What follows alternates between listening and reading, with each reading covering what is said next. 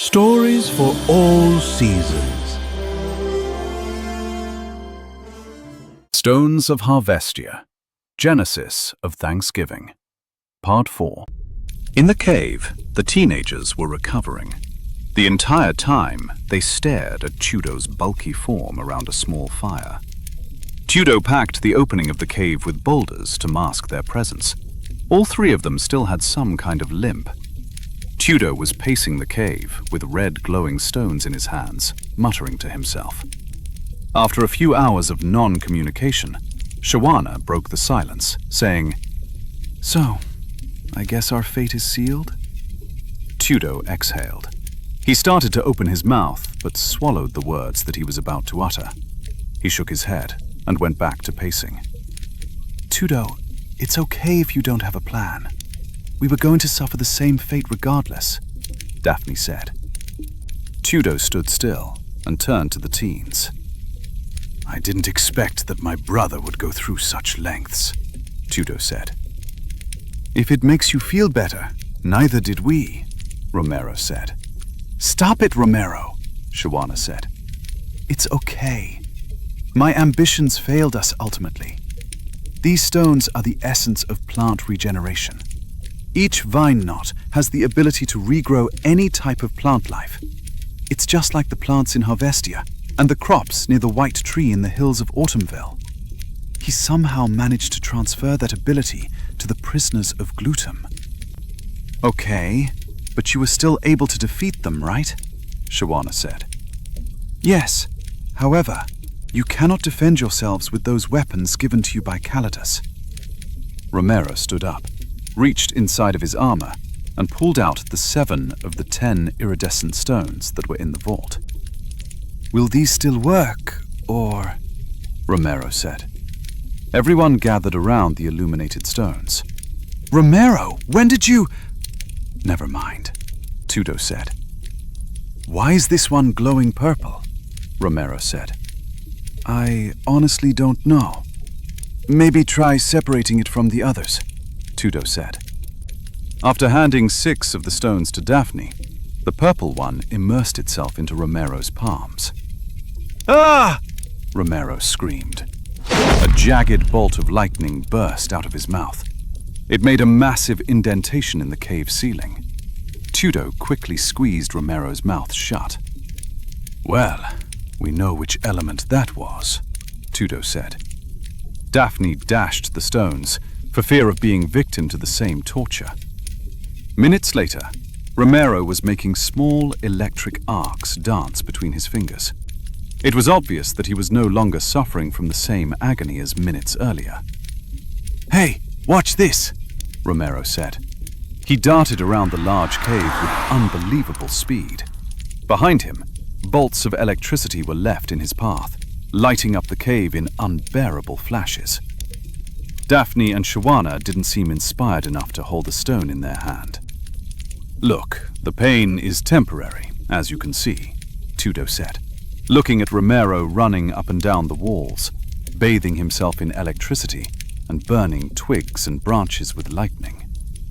Tudo held one of the stones that already began to glow yellow for Shawana and violet for Daphne. "We honestly do not have a choice. The portal is almost completely open. I can feel entities 100 times more powerful exiting Glutum and stepping into this world. Imagine the lives that can be saved, the children at your orphanage that can be spared," Tudo said. Shawana gripped her fluffy hair with frustration and grunted. "Okay, just do it quickly," she said through gritted teeth, holding out her hand. "Atta girl," Tudo said with a wide smile. He dropped the yellow stone in Shawana's palms. The blood vessels in her neck inflated as the pain made her unable to utter a sound. She fell to the ground, holding her stomach and letting out some obscenities. Shawana pounded the ground with her fist and shook the cave. Debris splashed on the cave's walls. Everyone covered their faces, only to open their eyes to a 10-meter crater. As the dust cleared, Tudo called out to make sure no one was injured. "Daphne, Romero, Are you all right? Tudo shouted. I'm fine, Romero said, coughing. Something hurts, but I'm alive, Daphne said painfully. As the dust cleared, Romero and Daphne were dusting themselves off, but Shawana was nowhere to be found. Shawana? Shawana, where are you? Tudo shouted. Up, here! I'm up here! She shouted back. Near the cave ceiling, Shawana floated, with a look of joy and disbelief. This feels so very strange, Shawana said. Can you try to come down? Tudo said. Steadily, Shawana floated down to the cave's floor. So it looks like the stone has only granted you one ability, unlike Romero, who can use lightning and speed. A sudden rumbling sound reverberated inside the cave. Then, a massive chunk of the cave's roof fell where Shawana was standing. Shawana lifted her hands above her head to protect herself. She closed her eyes tightly, then found herself being looked at with expressions of shock from everyone. The boulder didn't so much as bend her elbows under its weight. When Shawana looked up, she started to shake, as the sight of the heavy stone above her head frightened even her. She cautiously lowered it to the ground beside her. Well, I guess you made the quota of 2 abilities then, Tudo said. Like the weapons they were given by Calidus, they were able to control their abilities immediately. While Shawana was flying, and Romero zapping, and making a mess of the caves with their powers, Daphne stared at the violet stone. She opened her hand as Tudo prepared to drop it in the palm of her hand. She inflated her chest with nervous air and nodded at Tudo to release the stone. "Ah, my head!" she cried. "Just breathe. It'll be over soon," Tudo said. At the opening of the caves, wild grunts and wails could be heard behind the stacked boulders. Then, a horrid creature introduced itself with a loud bang and an explosion of stone. Immediately, Tudo wrapped the beast in thick vines that shot from the ground. The beast let out a deafening screech that nearly caused the teen's eardrums to burst. Daphne's eyes became devoid of all the color, leaving only the white in her eyes visible. The wails of the creature instantaneously ceased when a black, oblong circle appeared by the creature's overly toothy mouth.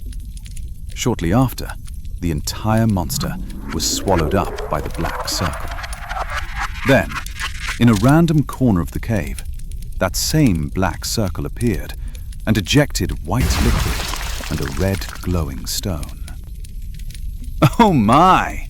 Tudo said, laughing and clapping his hands. Daphne's eyes returned back to normal. "That was amazing, Daphne," Shawana said. "That was a little frightening, if you ask me, and a little disgusting," Romero said. "So, it looks like you can open portals," Tudo said, smiling. "That was the absolute strangest thing I've ever felt. I could see that wretched creature being sliced into bits in this world with turning blades," Daphne said. "In the universe, there are many realms. What you've discovered is the destruction realm. We use it to dispose of our waste back in Harvestia. However, you can actually return the contents after it goes in. So, if I had to guess, returning the contents is your second ability. And look, that'll be useful for extracting the regeneration stones," Tudo said, picking up the red stone. In the distance, more wails, screeches, and screams sounded in the vast forest. "I think that creature alerted his comrades to our location," Tudo said. He turned to the teens and said, "Children, these gifts are powerful. Believe in them and in yourself. Our enemies are ruthless, and mercy is not in their hearts. Fight with wrath, zeal, and judgment.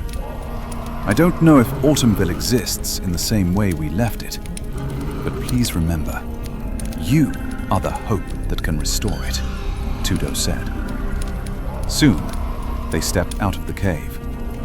The night sky was littered with detestable beasts, some of them eclipsing the moonlight in their flight. The beasts headed for the group with monstrous speed and furious primal cries. Shawana flew towards the flock of flying beasts and collided with them, punching and kicking snouts and teeth, breaking them in the process. In her hand, she held regeneration stones after pulling them out of the beasts. She crushed them, turning them into powder and causing them to lose their glow. Beasts were falling from the sky like rain. The night sky was lit up with many thick and jagged bolts of lightning. Lines of electrical arcs surrounded Romero's body. The beasts looked like they were frozen in place, as Romero bathed them in electricity.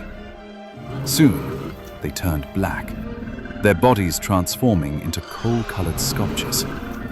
Just like Shawana, he destroyed the regeneration stones embedded in the creatures, destroying it with jolts of electricity.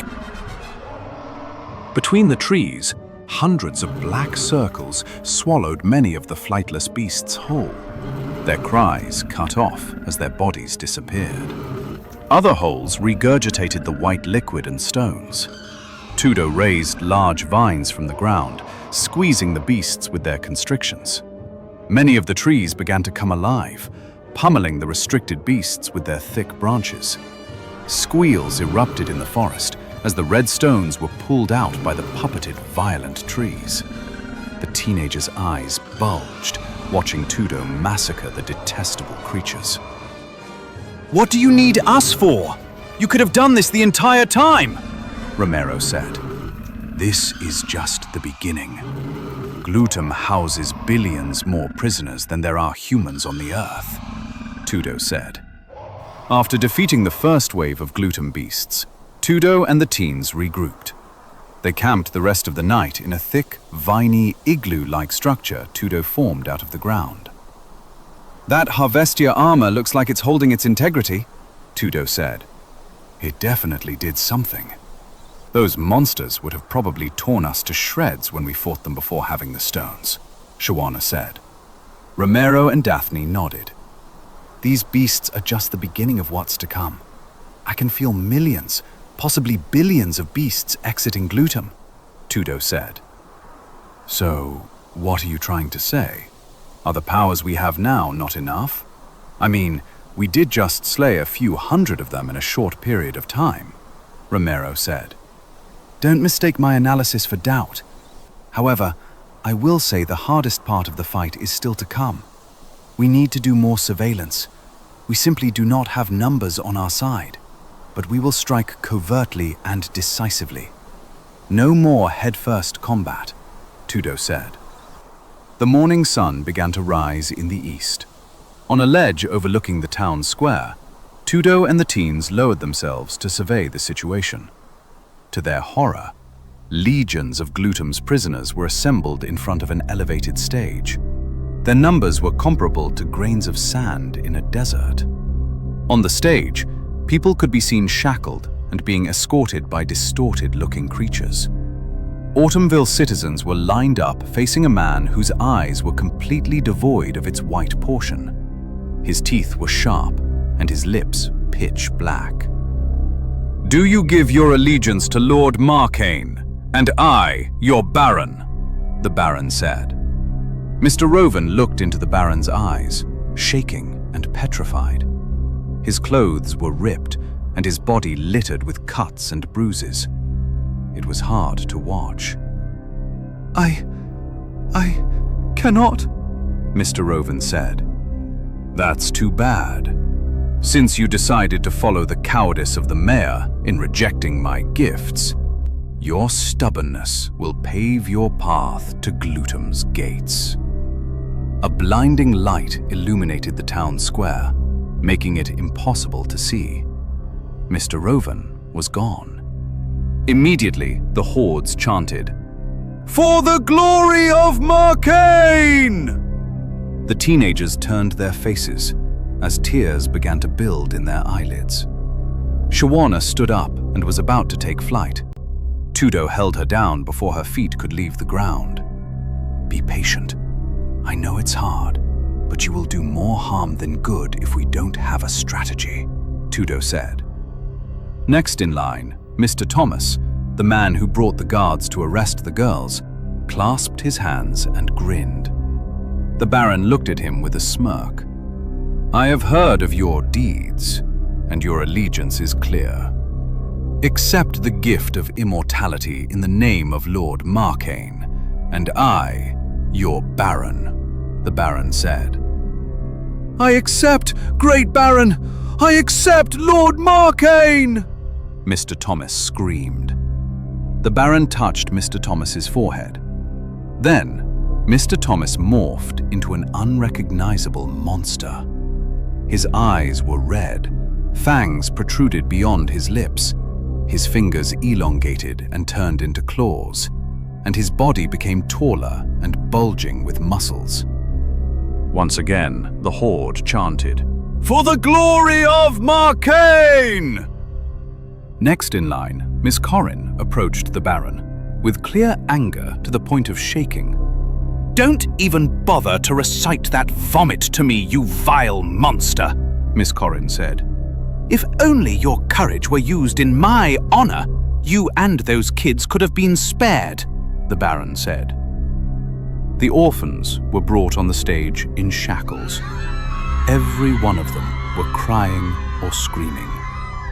"Please, no, I don't want to go to Glutum," Stephen said.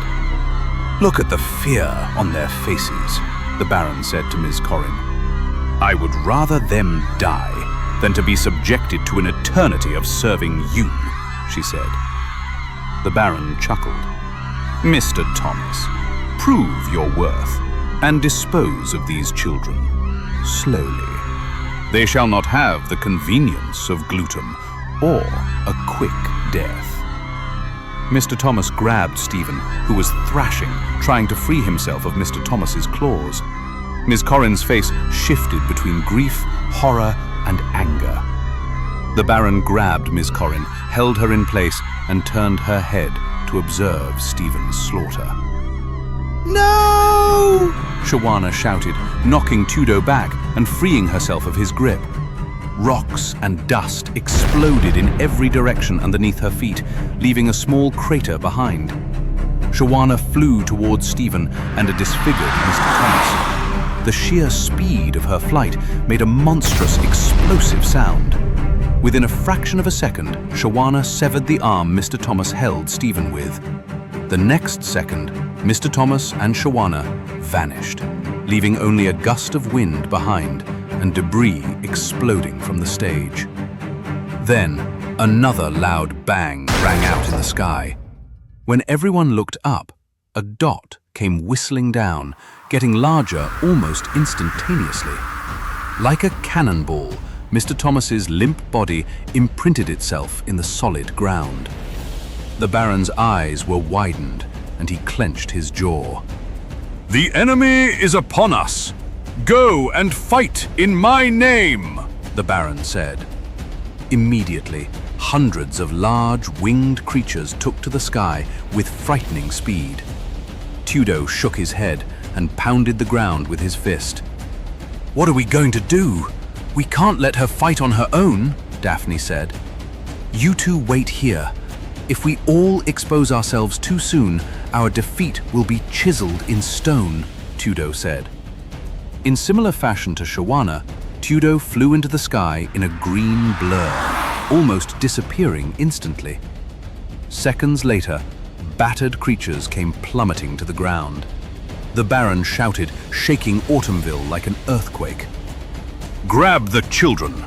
If this is what they want, slain children is what they shall have," the Baron said.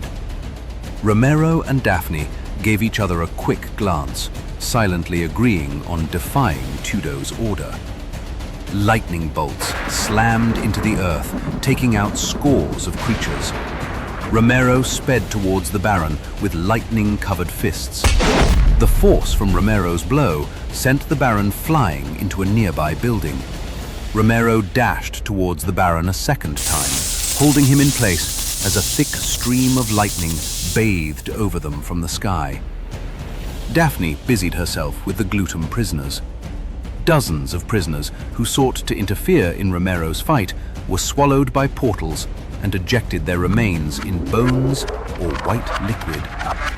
Before another wave of prisoners could rush the stage, Daphne threw the children and Ms. Corrin into portals and teleported them away. After an intense stream of lightning covered them, the Baron's hands slowly gripped Romero's wrists and pried them from his neck. The Baron opened his mouth and shot blue flames onto Romero's face. Romero disengaged and sped away on a nearby roof. He held his red face, trying to breathe deeply to manage the pain. Out of a black hole, the orphans and Ms. Corrin stepped on the rooftop where Romero was. They were washed away in tears and gripped with horror. "Romero, are you all right?" Daphne screamed, stepping out of the portal behind the children. "I'm hurt, but alive," Romero groaned.